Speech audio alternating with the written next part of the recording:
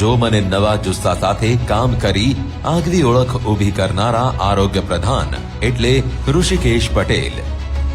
મુખ્યમંત્રીના નેતૃત્વમાં ગુજરાતને કોરોના મુક્ત બનાવવા માટે કટિબદ્ધ બનેલા શ્રી ઋષિકેશ પટેલ આગોતરા આયોજન સાથે કામ કરવા માટે જાણીતા છે. કોરોનાની ત્રીજી લહેરમાં જ કોરોના સામે સુરક્ષા કવચ બનેલી વેક્સિનના 10 કરોડના ડોઝના લક્ષ્યાંકને સુપેરે પાર પાડ્યા બાદ હવે PMJAY મા કાર્ડનો સૌ કોઈને લાભ મળે તે માટે આપકે દ્વાર આયુષ્યમાનની મહાઝુંબેશ શરૂ કરી ઘરે ઘરે આરોગ્ય સેવાનો લાભ પહોંચાડી રહ્યા છે. તેમના મજબૂત નેતૃત્વમાં જ 80 લાખ કુટુંબના 4 કરોડથી વધુ લોકોને PMJAY મા કાર્ડ કાઢી આપવાનો દ્રઢ નિર્ધાર કર્યો છે.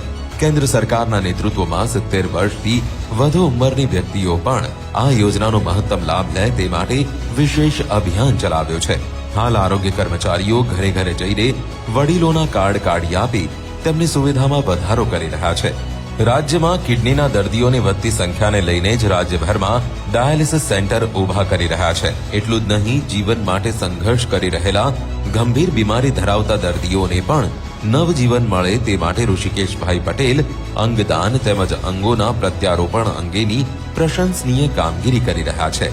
તદુપરાંત દર્દીઓને ઘરે બેઠા બેઠા ઝડપથી સારવાર મળી રહે તે માટે telemedicine, tele radiology, tele X-ray જેવી સેવાઓનો માત્ર પ્રારંભ જ નહીં પણ તે માટે સુચારુ વ્યવસ્થા પણ ઊભી કરી છે. ઋષિકેશ પટેલે કોર્ટ કેસની કાર્યવાહી ઝડપી થાય અને દરેક કેસને ટ્રેક કરવા તેમજ તેના વિશ્લેષણ માટે integrated institutional litigant management system IILMS એક વ્યાપક સોફ્ટવેર સોલ્યુશનની ઉત્તમ વ્યવસ્થા ઊભી કરી. તેમના પ્રયાસો થકી જ YouTube પર કોર્ટની કામગીરીનું લાઈવ ટેલિકાસ્ટ કરનારું ગુજરાત સૌ પ્રથમ રાજ્ય બન્યું છે. એટલું જ નહીં પરંતુ virtual court, digital portal, paperless ઈ-ફાઇલિંગના અભિગમ પણ રાજ્યની ન્યાયપાલિકાએ અપનાવ્યા છે. તો વિદ્યાર્થીઓના હિતમાં પણ મહત્વનો નિર્ણય લઈને iHub ગુજરાત સ્ટાર્ટઅપ ઇકોસિસ્ટમ વિકસાવી સાથે student startup and innovation policy હેઠળ જ વ્યાપક ધોરણે કામગીરી હાથ ધરી. આવા સેવાનિષ્ઠ આરોગ્ય મંત્રી ઋષિકેશ પટેલને આવો તાળીઓના ગડગડાટથી વધાવીએ. બિલકુલ, તાળીઓના ગડગડાટથી આપણે વધાવીશું આરોગ્ય મંત્રીશ્રીને ઋષિકેશભાઈ પટેલ, જેમનું સ્વાગત કરશે સંતોષ મેનનજી, ચીફ કન્ટેન્ટ ઓફિસર, અને mister Rajiv Pathak, news 18 Gujarati editor. Please welcome on the stage sir. પુષ્પગુચ્છ છે અને મોમેન્ટોથી આપણે સ્વાગત કરીશું.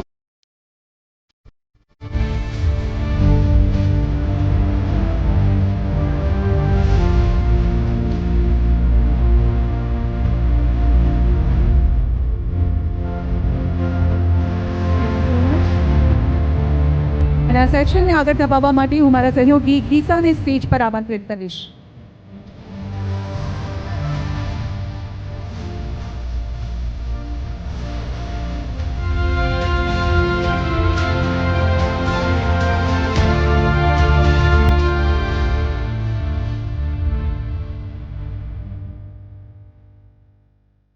આપણા કાયદા મંત્રી, આરોગ્ય મંત્રી અને ઉચ્ચ શિક્ષણ મંત્રી ઋષિકેશભાઈ પટેલ, સર ખૂબ ખૂબ સ્વાગત આપનું. ઋષિકેશભાઈને મંત્રી તરીકે, રાજ્યના પ્રવક્તા મંત્રી તરીકે સૌ કોઈ ઓળખે છે, પણ હું તમને એક દબંગ નેતા તરીકે ઓળખું છું. ખાસ કરીને તમને જોઉં ઋષિકેશભાઈ ત્યારે મને એક કહેવત યાદ આવે. કહેવાય છે ને કે પુત્રના લક્ષણ પારણામાંથી ને વહુના લક્ષણ બારણામાંથી, પણ આ કહેવત મને આપના ઉપર હંમેશા ફિટ બેસતી લાગે છે. પૂછો કેમ? મને ખ્યાલ નથી આવતો કે દબંગ કઈ રીતે ગણો છો. આપણા ગુજરાતમાં તો એવી દબંગઈ કરે એવો કોઈ નેતા મને નથી દેખાતો. પણ અમારી પાસે તો કિસ્સાઓ છે આપના. જો ઋષિકેશભાઈ, પાટણ નામ પટોળા વખણાય, પણ અમે એવું સાંભળ્યું છે કે પાટણની તમારી પોલિટેકનિક કોલેજમાં તમે બહુ ફેમસ હતા અને એ તમારી દબંગ નેતાગીરીના કારણે. એટલે એવું કહી શકાય કે આ જે નેતાગીરી છે તમારી, અત્યારે નેતા બન્યા, બાકી તમે ઇરિગેશનમાં એસો ઓફિસર હતા, એટલે એસો ઓફિસરથી નેતાગીરી એના મૂળ ક્યાંક પાટણની પોલિટેકનિક કોલેજમાં છે. પાટણની પોલિટેકનિકમાં પહેલા વિદ્યાર્થી કાળમાં એ વખતે ઇલેક્શન ને એવું બધું જરા મારામારી વાળું થોડું તમે કહો છો એવું જ હતું. એટલે એ વખતે ત્યાં GS બનવાનો મોકો મળ્યો હતો, એટલે સ્વાભાવિક એના કારણે કહેતા હો, પરંતુ એવું નથી.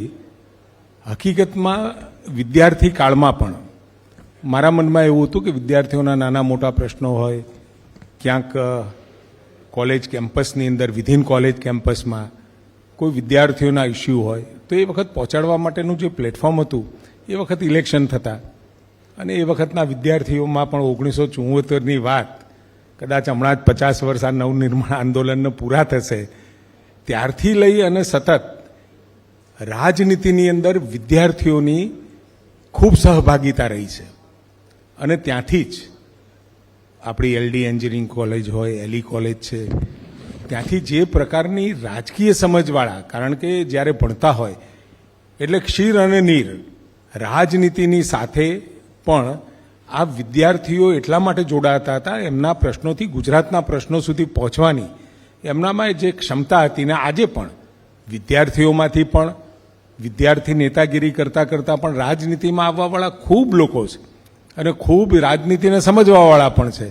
એટલે કદાચ તમને એવું લાગતું હોય કે પાટણમાં હું જીએસ બન્યો એટલે કદાચ દબંગઈ ગણતા હશો, પરંતુ મારા પિતાશ્રી એક વર્ગ એકના અધિકારી હતા અને વર્ગ એકના અધિકારી હોવાના કારણે મને ગુજરાતમાં રાજકોટ, ધરમપુર, માણાવદર, જગુદણ, વિજાપુર, ઝાલોદ, વિદ્યાનગર અને પાટણ આ બધા સ્થળે ભણવાનો અનુભવ મળ્યો.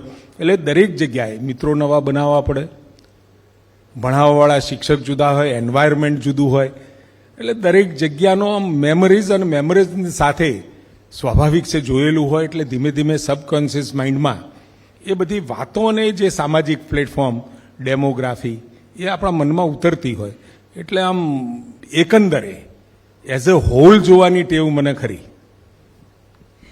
એટલે કોલેજ કાળથી જ તમારી આ નેતાગીરી પ્રસ્થાપિત થઈ ગઈ ને ફાઇનલી આજે આપ મંત્રી છો. સર, ઘણા બધા વિષયો છે, એટલા ડિપાર્ટમેન્ટો આપની પાસે છે, ઉચ્ચ શિક્ષણ હોય, કાયદો હોય, આરોગ્ય હોય, પરંતુ સ્વાભાવિકપણે જે આમ માણસને, જનમાનસને સ્પર્શતી જે વાત છે તે આરોગ્યની છે. આટલા બધામાંથી મને નથી લાગતું કે કોઈ પણ એવું કહી શકે, ગમે એટલો પૈસાવાળો હોય, ગરીબ તવંગર, કોઈ એવું કહી શકે એમ નથી કે हमारे पास बहुत पैसा है तो आरोग्य का जरूरत नहीं है. એટલે ઇન શોર્ટ આરોગ્ય એવો વિષય છે અને એવા સમયમાં હમણાં જ એક ખાનગી હોસ્પિટલનો જે કાંડ થયો એના કારણે સમગ્ર આરોગ્ય વિભાગની છબી ખરડાઈ છે. ત્યારે સૌથી પહેલો સવાલ મારો એ રહેશે કે શું લાગે છે એ સમગ્ર કાંડમાં, ખ્યાતિકાંડમાં ભૂલ કોની? સૌથી મોટો, હું 2012 પહેલાંની જો વાત કરું તો ગુજરાતની અંદર અને દેશમાં તો આવો કોઈ વિષય જ નહોતો કે સરકાર એ સામાન્ય લોકોનો, મધ્યમ વર્ગના લોકોની દરકાર કરી અને ક્યાંય નાની મોટી બીમારી ઘરમાં આવે, એના બાળકોને આવે, એના મા બાપને આવે કે એને ખુદને આવે તો એની ચિંતા કરવાવાળી એમને જાતે જ ચિંતા કરવી પડતી. ક્યાંકથી ઉછી ના લે, વ્યાજવા લે, ક્યાંક સગા સંબંધીઓ પાસેથી લઈને ઈલાજ કરાવતા. પહેલી વખત નરેન્દ્રભાઈના મનમાં આવ્યું કે આ લોકો અચાનક, કારણ કે ગરીબીના એક કારણમાં આરોગ્યમાં થતો, ખિસ્સામાંથી થતો ખર્ચો એ ખૂબ મોટો ભાગ ભજવતો હતો.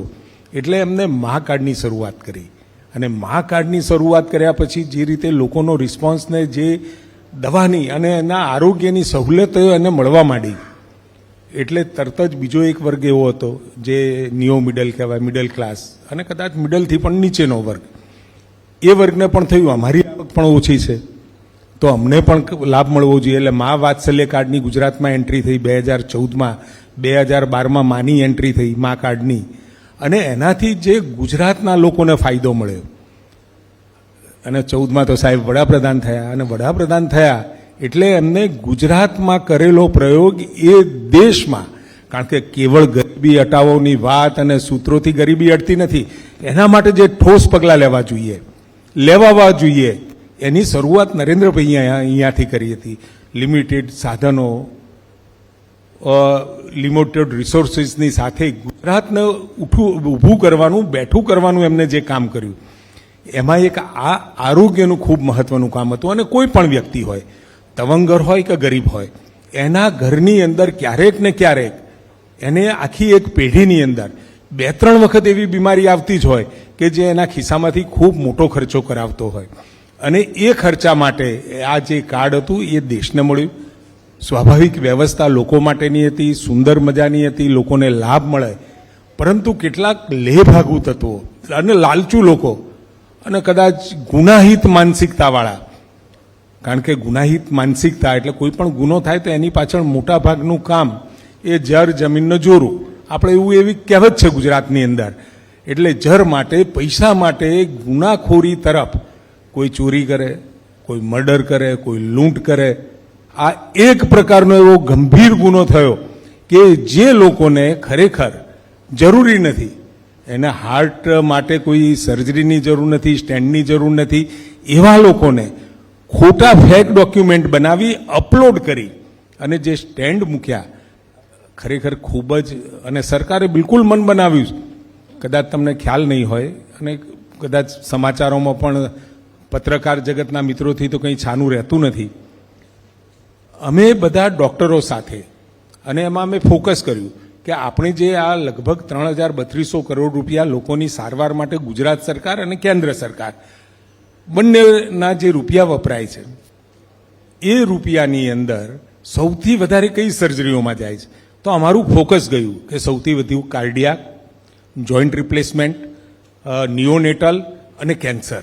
આ ચારની અંદર સૌથી વધારે રૂપિયા અને ક્લેમ જે આવતા હોય છે એ આમાંથી આવતા હોય.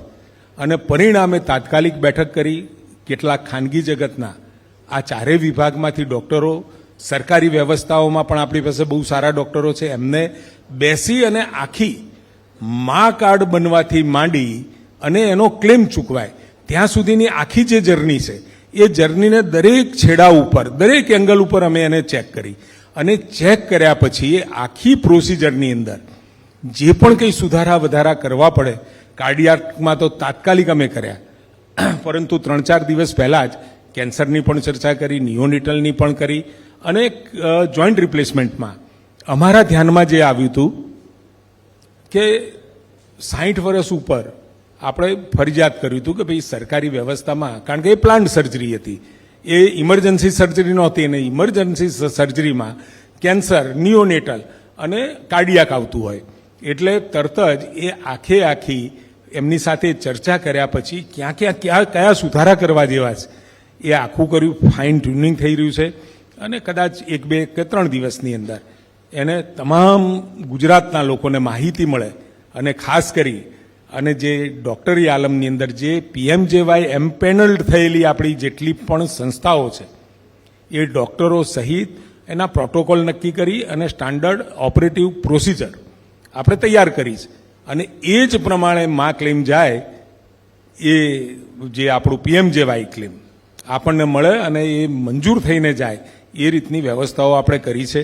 આપણા મનમાં પણ નહોતું કદીએ કોઈ માણસ દર્દીના શ્વાસ સાથે, એના આરોગ્ય સાથે બિનજરૂરી દવાઓ, બિનજરૂરી સર્જરી કરી અને એના આરોગ્યને બચાવવાનું કામ જે ડૉક્ટરોએ કરવાનું છે, એની જગ્યાએ બગાડવાનું કામ અને એવી જે ગેપ એનાલિસિસ કરી અમે આખી વસ્તુ બને ત્યાં સુધી ક્યાંય ખામી ના રહે એ રીતના એ ક્લેમ અને લોકોની સારવારની વ્યવસ્થાનો પ્રયત્ન કર્યો છે.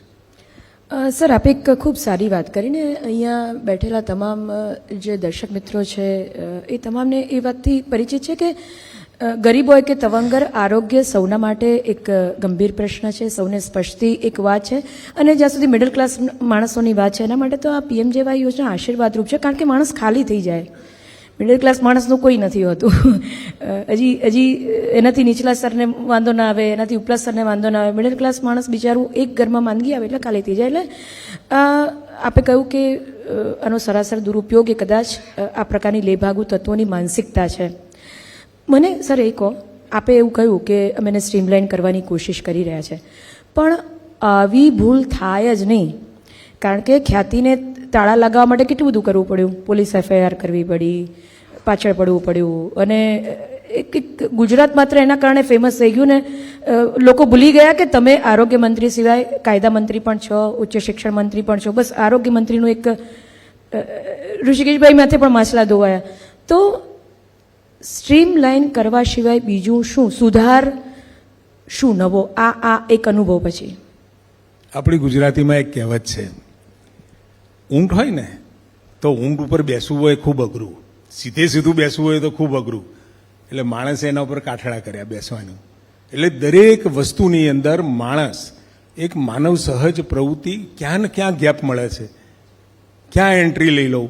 પણ એટલી ખાતરી રાખજો કે આ વખતે અમે જે પ્રોસિજર, અને એ પણ આ 4 સિવાય પણ બાકીની પ્રોસિજરો, કારણ કે 2600 જેટલી પ્રોસિજર છે, જ્યાં પણ ગેપ એનાલિસિસ મળશે, હોસ્પિટલોનું પણ આપણે ગ્રેડેશન કરવાના છીએ કે ભાઈ સૌથી વધારે આ પીએમજેવાયનો સારવાર કેટલા ક્લેમ થાય છે, કઈ બાબતોમાં થાય છે, આ પણ ગ્રેડેશન કરી અને અમારી સાફુની ટીમ છે, સ્ટેટ એન્ટી ફ્રોડ યુનિટ, એ સાફુની ટીમ અત્યારે અહીંયા રાજ્ય લેવલે કેન્દ્રિત છે, એની જગ્યાએ જિલ્લા લેવલે કેન્દ્રિત કરી અને અહીંની ટીમ જેટલા પણ ટ્રિગર જનરેટ થાય, NHAની અંદર જે ટ્રિગર જનરેટ થયા પછી એ આપણને પાછળથી મળતા હોય, આપણે NHAને રિક્વેસ્ટ પણ કરી છે, ત્યાં જે ટ્રિગર જનરેટ થાય એ તરત જ આપણને મળે, એ માહિતી મળે તો અહીંની ટીમ તરત એક્શન લે. અહીંયા એવરેજ દિવસના 200-250ની આસપાસ આપણને ટ્રિગર મળતા હોય, પરંતુ એ NHA આપ્યા પછી એના ઉપર આપણે એક્શન લેતા હોઈએ, પણ તાત્કાલિક આપણને મળે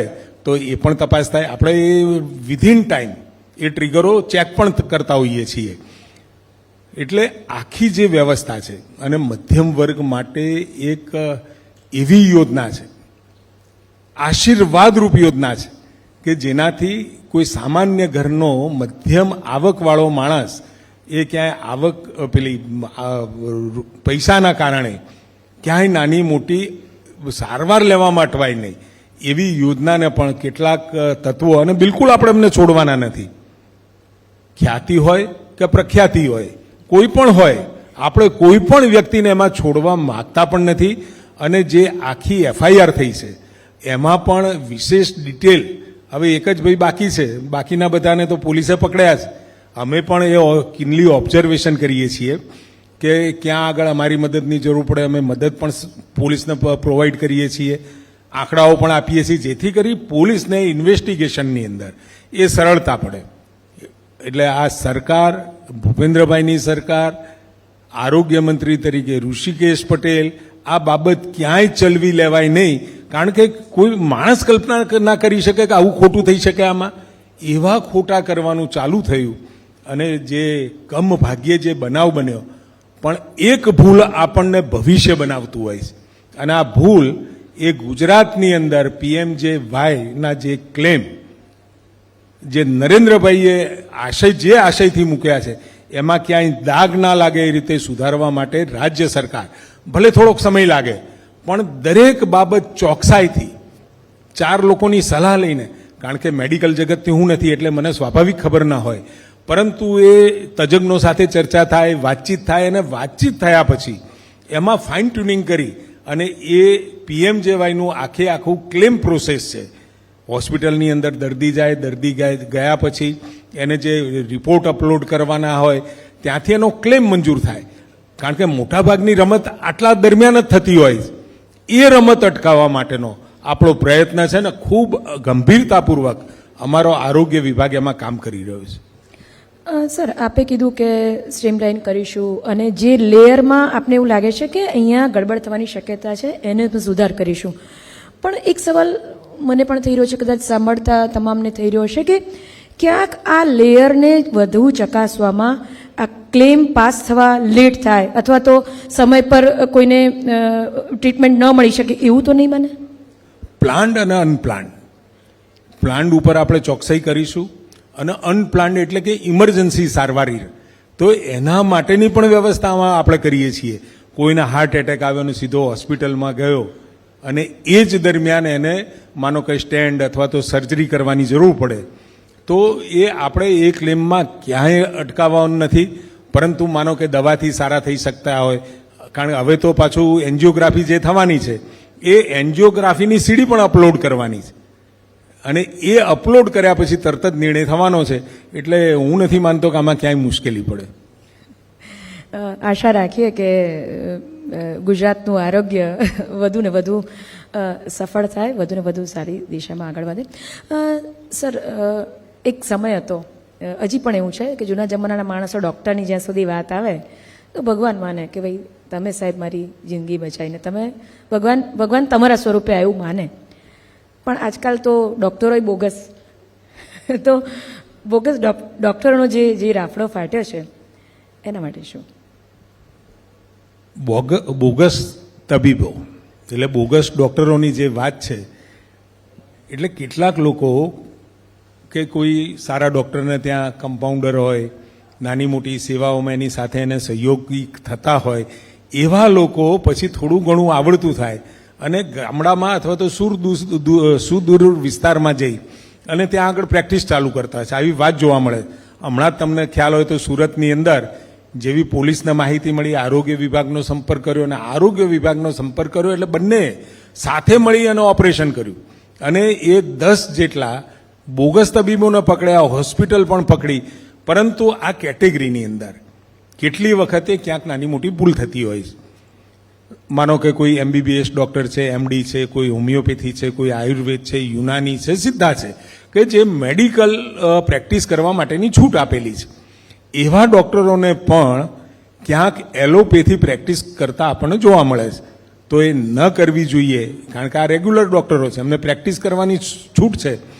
આયુર્વેદિક ડૉક્ટર હોય તો આયુર્વેદિક ડૉક્ટરને પણ એની રીતે આયુર્વેદ પ્રેક્ટિસ કરવાની છૂટ હોય, હોમિયોપેથીને હોમિયોપેથી પ્રેક્ટિસ કરવાની છૂટ હોય, પરંતુ ક્યાંય એલોપેથીનો ટચ ના આવે એ બાબતની પણ ચિંતા કરીએ છીએ. અને અત્યારે આપણે જે ક્લિનિકલ એસ્ટાબ્લિશમેન્ટ એક્ટ 12/3/2025 સુધી એટલે માર્ચ મહિનાની 12મી તારીખ સુધીમાં તમામ ડૉક્ટર્સ, પછી પેરાક્લિનિકલ જે છે એ ક્લિનિક જે ચલાવતા હોય અને ડાયગ્નોસ્ટિક, આ બધાને આપણે આવરી લીધા. એ બધાએ રજિસ્ટ્રેશન કરાવવાનું ફરજિયાત છે. એ રજિસ્ટ્રેશન કરાયા પછી કોઈ જો પ્રેક્ટિસ વિધિન આમાં નહીં હોય તો એવું બોગસ ડૉક્ટર ગણાશે. પરંતુ માનો કે કોઈ ડૉક્ટર છે, MBBS છે, MD છે, આયુર્વેદ છે, હોમિયોપેથિક ડૉક્ટર છે, એને કદાચ એ રજિસ્ટ્રેશન ના કરાવ્યું હોય તો દંડની પણ જોગવાઈ રાખી છે. 50 લાખ રૂપિયા સુધીનો દંડ, એમાં પહેલી, બીજી, ત્રીજી એ રીતે ટાઈમની અવધિ પણ છે. એ પ્રમાણેની મુદતો પણ આપેલી છે. એટલે આવતા સમયની અંદર ચોક્કસ નોંધાયેલા ડૉક્ટરોની ઉપલબ્ધિ કે જે કાયદેસર પ્રેક્ટિસ કરી શકતા હોય એવાનો ડેટા પણ આપણી પાસે થશે. એટલે આવતા સમયની અંદર આ બોગસ ડૉક્ટર જ્યાંથી પણ માહિતી મળતી હોય આપણે તરત જ કાર્યવાહી કરીએ છીએ, પોલીસને લઈ જઈને કરીએ છીએ અને ક્યાંય આવું ખોટું ના થાય અને લેભાગુ તત્વો આવી પ્રેક્ટિસમાં લોકોને ભૂળવીને ના કરી જાય એની ચિંતા પણ આપણે કરતા હોઈએ છીએ. સર, આ ક્લિનિકલ એસ્ટાબ્લિશમેન્ટ એક્ટની તમે સારી વાત કરી, પણ મને સવાલ એ થાય છે કે જો આપણે ત્યાં એ એક્ટ લાગુ થઈ ચૂક્યો છે તો ખ્યાતિ જેવી હોસ્પિટલ શા કારણે બચી ગઈ? અને માની લો કે બોગસ ડૉક્ટર પકડાય છે આગામી સમયમાં, તો આ એક્ટ હેઠળ એને શું સજા? ખ્યાતિ હોસ્પિટલ બચી ગઈ એવું નહીં, પરંતુ એ આપણે મેં કહ્યું ને કે જે ગેપ હતી કે PMJY ડૉક્ટર જ ત્યાં સારવાર કરી શકે, એન્જિયોગ્રાફી કરી શકે, એન્જિયોપ્લાસ્ટીની જરૂર, એન્જિયોગ્રાફી કર્યા પછી પ્લાસ્ટીની એને મંજૂરી લેવી પડે અને પ્લાસ્ટીની મંજૂરી લીધા પછી ઘણી વખત અમુક કેસો એવા હોય છે કે 2 સ્ટેન્ડ મૂકવાની જરૂર હોય, 3 ને 4 સ્ટેન્ડ મૂકાઈ જતા હોય.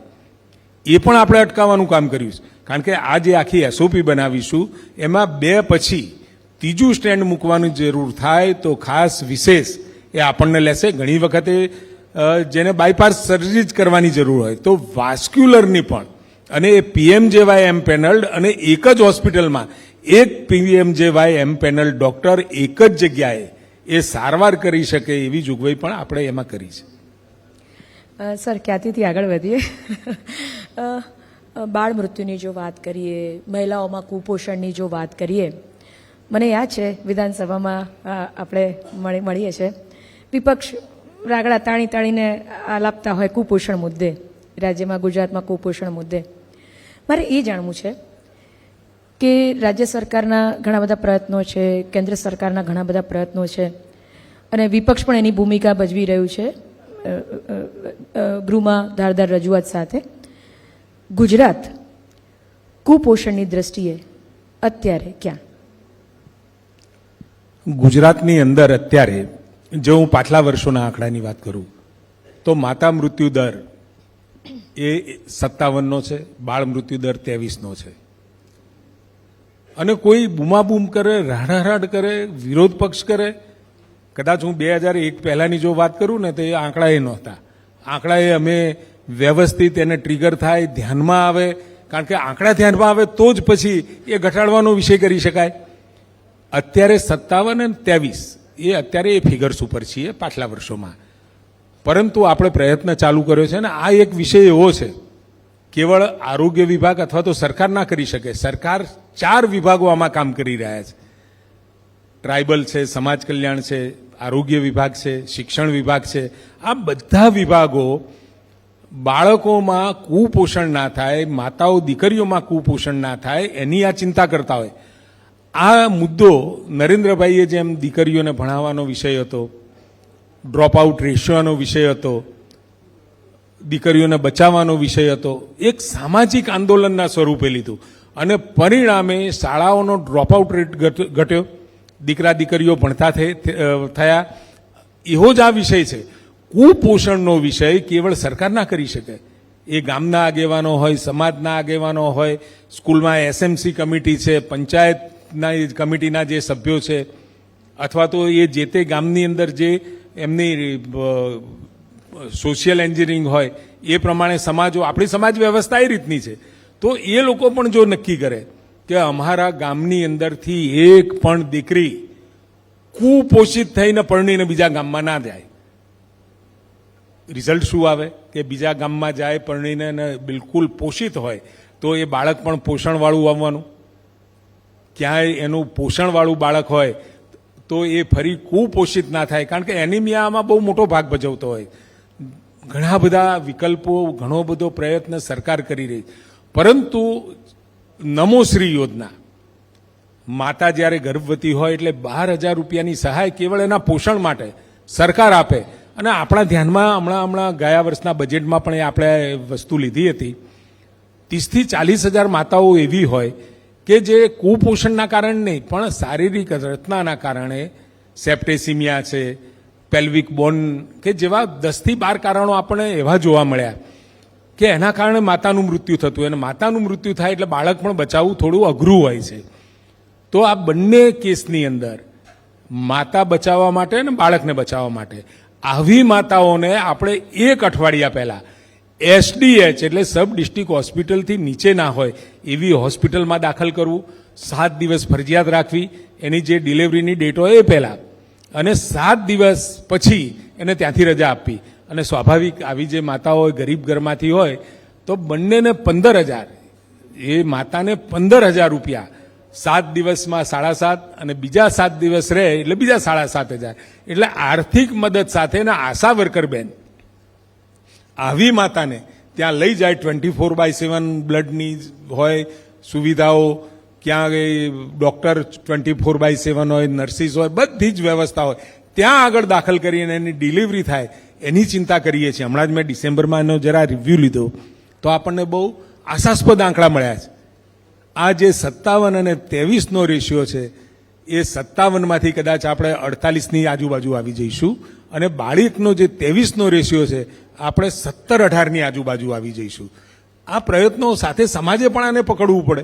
આ કેવળ સરકાર કરી દેશે, તમારું બાળક પોષણયુક્ત બને એની સરકાર ચિંતા કરે, ઘરવાળાને નહીં કરવાની, એની આજુબાજુના મહેલ્લાવાળાને નહીં કરવાની, ગામને નહીં કરવાની, આગેવાનોને નહીં કરવાની, સ્કૂલને નહીં કરવાની, સ્કૂલની એસએમસી કમિટી હોય તો એસએમસી કમિટીને નહીં કરવાની. આ સંયુક્ત જવાબદારી. એક પણ બાળક શાળામાં ભણતું, હું તો એવું કહું છું, ઇનામ આપવું જોઈએ ગામે. જે ગામની શાળામાં 100% કુપોષણ મુક્ત બાળક મળે એટલે ઇનામ ગામ આપે. એક પણ દીકરી પરણીને બીજા ગામમાં જાય એ વખત એને સંપૂર્ણપણે ચેક કરાવીને જ પરણાવે. સમાજનો પણ હિસ્સો આમાં ખૂબ મોટો છે, કારણ કે સ્વસ્થ સમાજ બનાવવા માટેની મુહિમ સરકાર કરતો હોય તો એને બેકહેન્ડ સપોર્ટ આપવાનો જ, નાણાકીય સપોર્ટ નથી આવવાનો. પણ એ સપોર્ટ એ આયર્ન ફોલિક એસિડની ગોળી નિયમિત લે છે કે નથી લેતી એને જે, અને હવે તો ભૂપેન્દ્રભાઈ નવી યોજના ચાલુ કરી રહ્યા છે, સેન્ટ્રલાઇઝ કિચન, જેમ આપણી ઇસ્કોન મંદિર દ્વારા અક્ષય પાત્ર જે ચાલે છે, અક્ષય પાત્ર જેવી સંસ્થાઓને કેપિટલ ઇન્વેસ્ટમેન્ટ કરી આખી વ્યવસ્થા આપી અને ત્યાંથી 80-90 કિલોમીટરની અંદર દાળ ભાત શાક કઠોળ રોટલી ગરમા ગરમ પહોંચે, સ્કૂલ સુધી પહોંચે, એ આંગણવાડી સુધી પહોંચે નાસ્તો, એ પ્રકારની વ્યવસ્થા. વાત ખૂબ મોટી છે એટલે કદાચ એને સમય પણ લાગી શકે, પણ ભૂપેન્દ્રભાઈએ આ જે વિચાર મૂક્યો છે, આવતા સમયમાં તમે બિલકુલ નિશ્ચિંત રહેજો કે જે આ વિરોધ પક્ષ જે બૂમાબૂમ કરે, અમે વિરોધ પક્ષ સામે નથી જોતા. એ બૂમાબૂમ કરે, કાગા રોડ કરે કે આવું છે ફલાણું છે, પ્રેસ નોટ આપી દે, ક્યાંક પ્રેસ મીડિયામાં ઇન્ટરવ્યૂ આપે. અમે કામ પ્રેસ મીડિયાના ઇન્ટરવ્યૂ માટે નહીં, પરંતુ હકીકતમાં ગુજરાતની પ્રજાને એ વિષય અને વસ્તુ સાથે સાંકળી એના હિત માટે શું કરી શકાય એની ચિંતા ભારતીય જનતા પાર્ટીની સરકાર કરે છે. વર્ષોથી બૂમો પાડી રહ્યા છે. 1995 પહેલા 35 વર્ષ સુધી એમની સરકાર હતી. 95 થી 2000 ને 2001 થી આ 2024 નરેન્દ્રભાઈની સરકાર રહી. નાના મોટા વિષયો અમારો ગ્લાસ પોણા ભાગનો ભરેલો છે અને બાકીનો એ અમે જ ભરીશું, ભલે એ કહેતા હોય કે ઉપરનો 25% ખાલી છે. અમે તો બિલકુલ નક્કી કર્યું છે ગુજરાતની ભલાઈ માટે, અને ગુજરાતની પ્રજાને વિશ્વાસ છે. 24 વર્ષથી એને વિશ્વાસ મૂક્યો છે. 24 કલાકની વીજળી હોય, ઘરે ઘરે પાણી પહોંચાડવાનો વિષય હોય, પ્રધાનમંત્રી આવાસ યોજનાના ઘર પહોંચાડવાનો વિષય છે, મફત રાશન આપવાનો વિષય છે. આ મફત રાશન એટલા માટે સાહેબ આપે છે, જે વ્યક્તિ ગરીબીમાંથી બહાર આવ્યો હોય તો 2 ટંકના રોટલા માટે 2 ટંક માટે ફરીથી ક્યાં ગરીબીની ગર્તામાં ધકેલાઈ ના જાય એ ચિંતા કરીને આપીએ છીએ.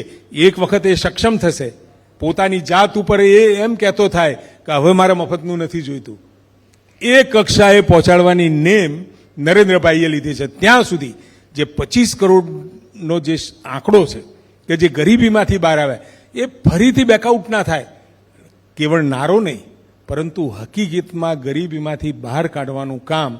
શિક્ષાનો રૂપિયો નહીં, પ્રાથમિક શિક્ષણ, દરેક ગામમાં નવી શાળાઓ, શિક્ષકોની પૂરતી વ્યવસ્થાઓ, સ્માર્ટ ક્લાસરૂમ, આ બધી વ્યવસ્થાઓ પહોંચાડવાનું આ ચાલુ કર્યું છે.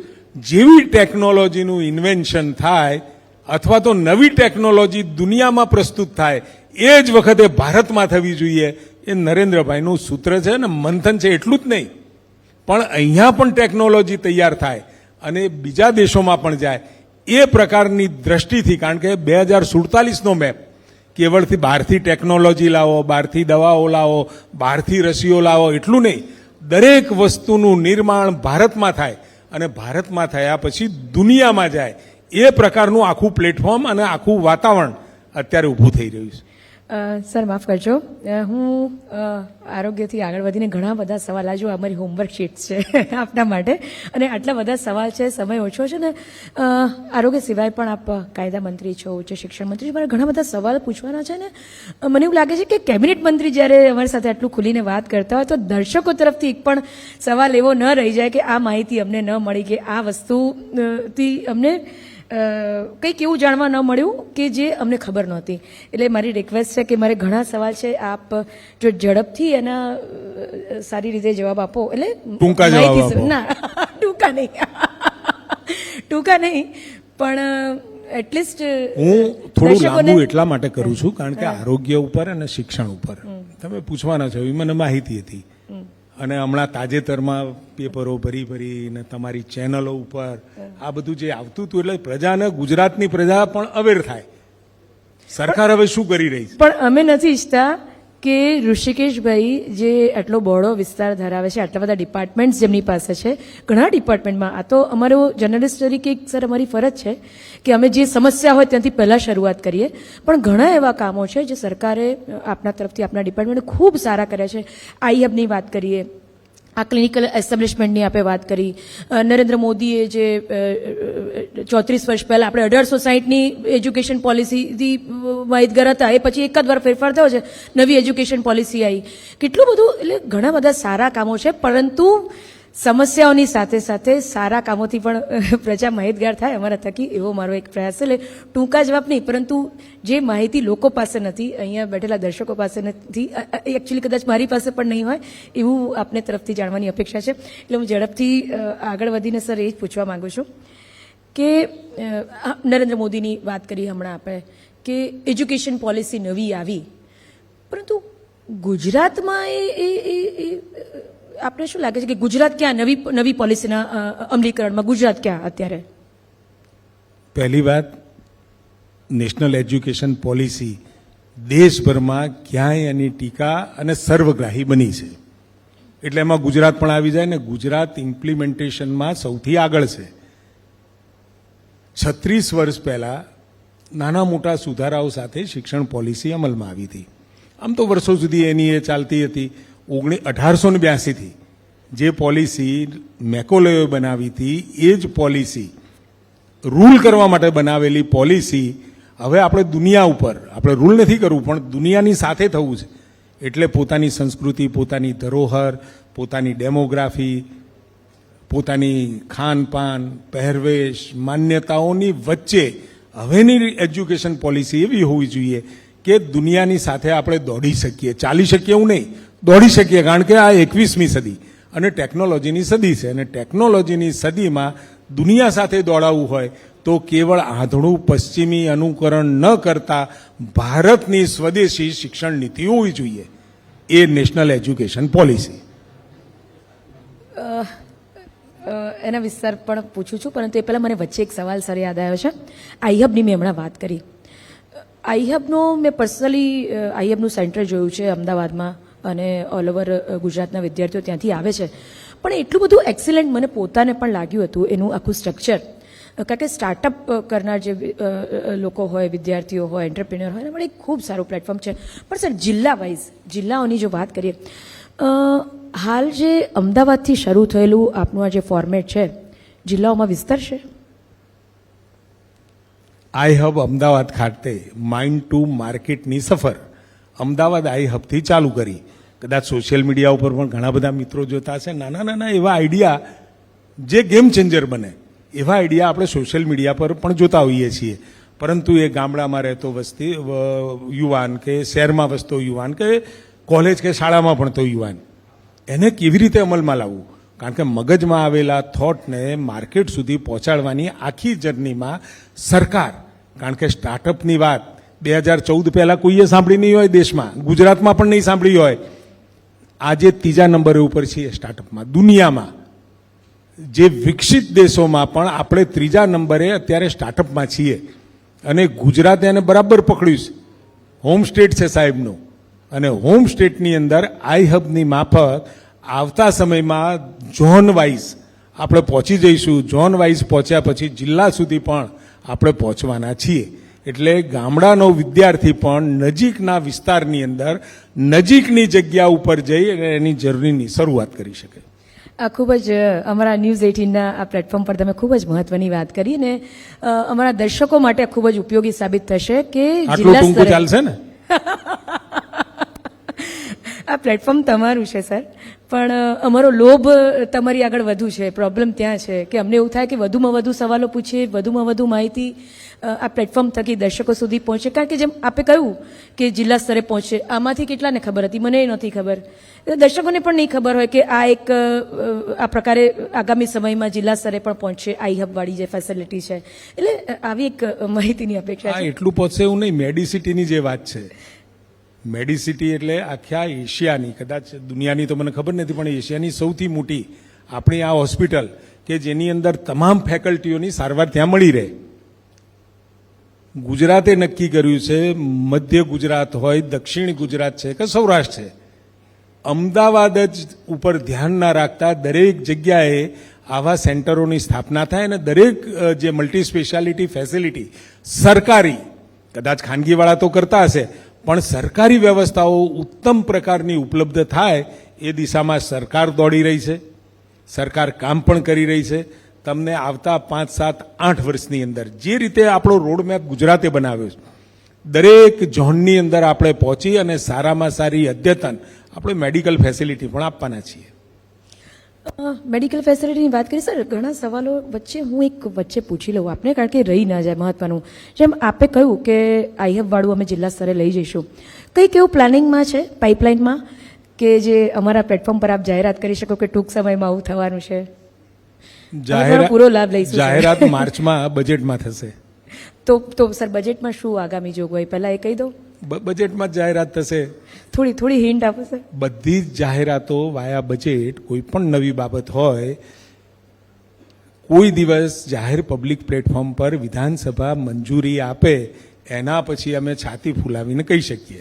પણ સર હિન્ટ મારે એવી જોઈએ છે કે આરોગ્ય ક્ષેત્રે કંઈક એવું નવું આવશે, એજ્યુકેશન ક્ષેત્રે કંઈક એવું નવું આવશે, બજેટમાં શું જોગવાઈ? દર વખત નવું આવે છે, બજેટ એ બહુ મોટું ને નવું હોય છે. આ નેતા જેવો જવાબ અને છે સર, લોકો આવું ના માટેની પણ ચાલે. વાત પણ બહુ સરસ આવતી હોય છે ગીતાબેન. આ નેતા જેવો જવાબ છે. કઈ જે શેર થઈ શકે એવું? નહીં, ઘણું બધું આવશે બજેટમાં. દર વખત સારી બાબતો પ્રજા માટેની, ગરીબ માણસ સુધી પહોંચી શકાય, અને આખી વ્યવસ્થા, જે વ્યવસ્થાઓ ચાહે આરોગ્યનું હોય, શિક્ષણનું છે, આપણા આદિવાસી બંધુઓનું છે, ખેડૂતોનું છે, દરેક બાબતો આપણે એમાં આવરી લેતા હોઈએ છીએ. એટલે એ જ્યારે બજેટ એને એપ્રૂવ કરે, અને એપ્રૂવ કર્યા પછી એ યોગ્ય પ્લેટફોર્મ પરથી એ જાહેરાત વિધાનસભાના પ્લેટફોર્મ પરથી થાય, એ જ યોગ્ય છે. હવે તમે સાચા નેતા પુરવાર થયા બધાની સામે. જવાબ કઈ ગયા સર? કોઈ પણ વાત અમારી વિધાનસભા, સરકારે કોઈ વિષય મૂક્યો હોય પણ એને વિધાનસભા એપ્રૂવ કરે એના પછી એને એન્ડોસ કર્યું કહેવાય કે હવે અમે આ કરી શકીશું, અમે આ સરકાર આ કરશે, એ વાત ત્યારે જ કરી શકાય. સર એક જીકાસ મુદ્દે પર મારી પાસે સવાલ છે. પણ જીકાસનું પૂછતા પહેલાં હું એક પૂછવા માંગુ છું આપને, ખાસ કરીને કાયદા વિશે. કારણ કે એજ્યુકેશનની વાત કરી, આરોગ્યની વાત કરી, કાયદો અમારા એક શોમાં છૂટી ન જાય સમયની મર્યાદાના કારણે. એટલે પહેલાં હું આપને વચ્ચે એ પૂછવા માંગુ છું કે IILMS સિસ્ટમ જે લાગુ કરવામાં આવી છે, આપની દૃષ્ટિએ આ સિસ્ટમ એક તળપદી ભાષામાં લોકોને સમજાવી હોય તો શું આનાથી શું ફાયદા થશે? IILMS ટેકનોલોજીની દ્રષ્ટિએ આખી દુનિયા દોડતી થઈ હોય, ગુજરાત, ભારત દોડતું થયું હોય, એટલે કાયદામાં પણ કેટલાય ક્રાંતિકારી ફેરફારો આવી રહ્યા છે. કાયદો એટલે જ્યુડિશિયરીની સાથે સંકળાયેલી બાબત. કોઈ પણ કાયદો વિધાનસભાએ બનાવ્યો હોય કે ભારત સરકારે બનાવ્યો હોય તો એ ઇમ્પ્લિમેન્ટ પછી અત્યારે પણ હાઈકોર્ટ અને નાની મોટી કોર્ટોની અંદર ઘણા બધા કેસો પેન્ડિંગ હોય છે. એ કેસોની સરળતા માટે ગવર્નન્સ જ્યારે નરેન્દ્રભાઈએ આખા દેશમાં શરૂઆત કરી છે, અને દેશમાં જ્યારે શરૂઆત કરી હોય એટલે કાયદામાં પણ, અને મોટાભાગના કેસો સરકાર સામેના વધારે હોય, સ્વાભાવિક છે. વ્યક્તિગત કેસો તો એ અલગ વિષય છે, એના માટે તો જુદા જુદા પ્લેટફોર્મ પણ કાયદા વિભાગ અને ન્યાયતંત્ર આપી રહ્યું છે. પરંતુ સરકાર સામેના કેટલાય કેસો કોર્ટોમાં હોય એવા સમયે વિભાગ, લો ઓફિસર, અમારા ત્યાં એજીપી, જીપી, એજી, આ બધી જે હેરાર્કી છે કાયદાની, એક જ પ્લેટફોર્મ ઉપર દરેક વિભાગના કેસો ત્યાં હોય અને એક સાથે એનું સંકલન થઈ શકે, એના માટેનું આ પ્લેટફોર્મ છે. ખૂબ ઝડપથી દરેક વિભાગ પોતાના કેસો, હાઈકોર્ટ પણ એમાં સહયોગ આપી રહી છે, ને હાઈકોર્ટમાં પણ જ્યારે પણ કોઈ કેસની રજિસ્ટ્રી અથવા તો કોઈ તારીખ નીકળે એટલે વિભાગ અને કાયદા અધિકારી દ્વારા સીધી એ વિભાગ સુધી પહોંચી જાય, એનો જવાબ ફાઇલ કરવાનો, ફાઇલ થાય. કન્ટેમ હોય તો કન્ટેમની વાત પણ ઝડપથી પહોંચે, આટલા સમયની અંદર તમારે આ એફિડેવિટ કરવું પડશે. એક વ્યવસ્થા. ઘણી વખત કેવું થાય, કોઈ કન્ટેમ નોટિસ નીકળી તો ત્યાં વિભાગના અધિકારીને ખબર પણ ના હોય ને છેલ્લા દિવસે જ ખબર પડે કે હાઈકોર્ટમાં તો કન્ટેમ છે. એવી વસ્તુઓ ના બને, અને કોઈ પણ જજમેન્ટ અપલોડ થાય, અને અપલોડ થયા પછી અત્યારે હાઈકોર્ટ લેવલ સુધી, એટલે હાઈકોર્ટનું આપણે મોનિટરિંગ કરીએ છીએ, અને એ IILMS પ્લેટફોર્મ પર પછી જિલ્લા અને તાલુકા સુધી આપણો જવાનો સંકલ્પ છે, અને એ બાબતમાં સરકાર આગળ પણ વધી રહી છે. સર જીકાસ ઉપર જઉં છું, પણ પહેલાં આગળનો સવાલ થોડું ફેરવીને પૂછું, કદાચ તમે બોલી શકશો. એટલે બજેટનું નથી પૂછું, નહીં પૂછું. સર હેલ્થકેર સર્વિસીસ અને ઇન્ફ્રાસ્ટ્રક્ચર, આમાં આગામી આયોજનો શું? સોરી? હેલ્થકેર સર્વિસીસ અને બેટર ઇન્ફ્રાસ્ટ્રક્ચર, આ મુદ્દે કોઈ આગામી આયોજનો છે? હેલ્થકેર ઇન્ફ્રાસ્ટ્રક્ચરની અંદર ગુજરાત આખા દેશની અંદર, હું દેશની વાત કરું છું, દિલ્હીવાળા ખાલી બૂમો જ પાડે છે. આ દિલ્હીવાળા મોહલ્લા ક્લિનિક વર્ષોથી ચલાવી જાય છે. મોહલ્લા ક્લિનિક તમે કદાચ જઈને જોઈને આવો તો પેલું ઓક્સિજન માપવાનું અને તમને ડાયાબિટીસનો ટેસ્ટ કરી આપે. વિશેષ ફેસિલિટીઓ નથી. ત્યાં ખોખા જેવા મકાનો ભાડે રાખી અને જે ચાલે છે એની જગ્યાએ આયુષ્ય આરોગ્યમાન મંદિરથી લઈ અને આપણી ડિસ્ટ્રિક્ટ હોસ્પિટલ અને હવે તો દરેક જિલ્લા લેવલે આપણા ત્યાં મેડિકલ હોસ્પિટલની સારવાર ઉપલબ્ધ થઈ છે અને મેડિકલ એજ્યુકેશનની સાથે હોસ્પિટલ હોય એટલે સારામાં સારી ફેસિલિટી આપણને જિલ્લા લેવલે મળતી થઈ. પરંતુ sub district hospital, CHC, PHC અને આયુષ્યમાન આરોગ્ય મંદિર એટલે આખી જે હેરાર્કી છે, આપણે જેટલી આપણી જે પોપ્યુલેશન છે આપણે 7 કરોડ ગણીએ તો 7 કરોડના જે નોર્મ્સ પ્રમાણે અત્યારે આપણે દરેકમાં વધારે છે.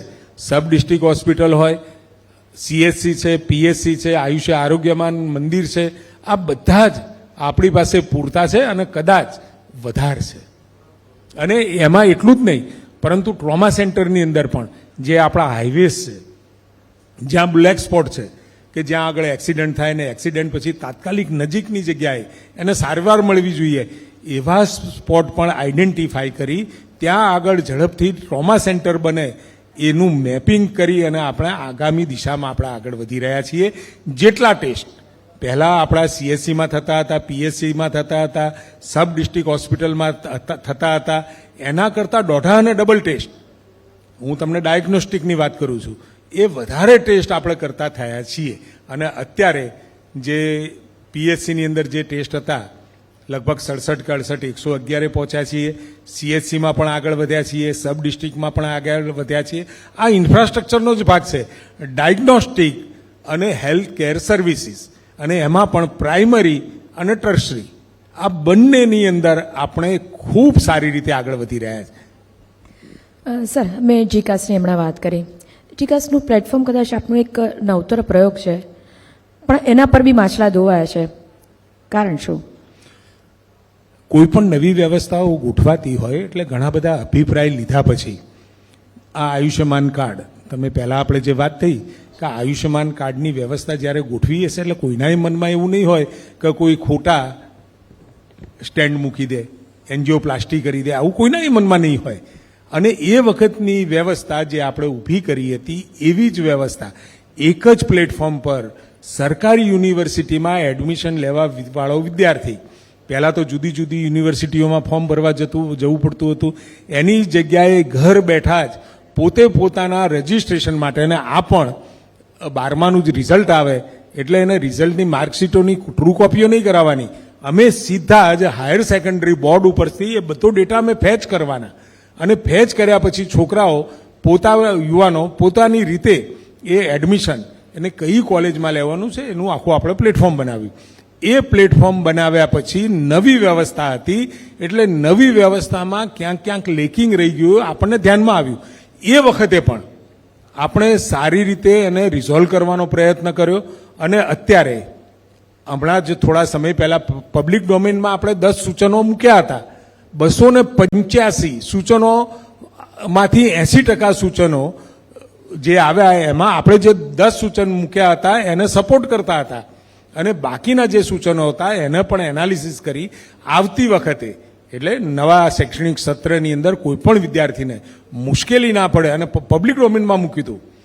GCASની અંદર પડતી મુશ્કેલીઓ અને હજુ પણ એને ફાઇન ટ્યુનિંગ કર્યા પછી અહીંયા વિશેષ જે પરીક્ષાની પદ્ધતિ સાથે જે સંકળાયેલા યુનિવર્સિટીમાં એ તમામને બોલાવી અને સાથે વિદ્યાર્થી સંગઠનના લોકોને પણ બોલાવી, ABVP વગેરેને બોલાવી અને એની સાથે ચર્ચા કરી અને ફાઇનલ GCASમાં ક્યાંય નાની મોટી ક્ષતિ રહી ગઈ હોય તો એને સુધારી અને આવતા સમયમાં UG થી PG સુધી ક્યાંય એડમિશન લેવાની તકલીફ ના પડે અને ઘરે બેસીને વિદ્યાર્થીને એડમિશન મળે એ પ્રકારની પદ્ધતિ આપણે બનાવી.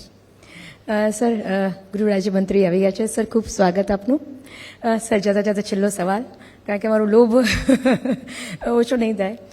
સર, પબ્લિક યુનિવર્સિટી એક્ટ ઐતિહાસિક નિર્ણય રાજ્ય સરકારનો, સફળતા કેટલી જુઓ છો? છેલ્લો સવાલ. બિલકુલ સફળ છે. વર્ષોથી એનો વિચાર થયો અને એ વિચારને આપણે વ્યવહારિક અમલમાં અને વિધાનસભામાં એ એક્ટ લાવતા પહેલા પબ્લિક ડોમેનમાં મૂક્યો હતો.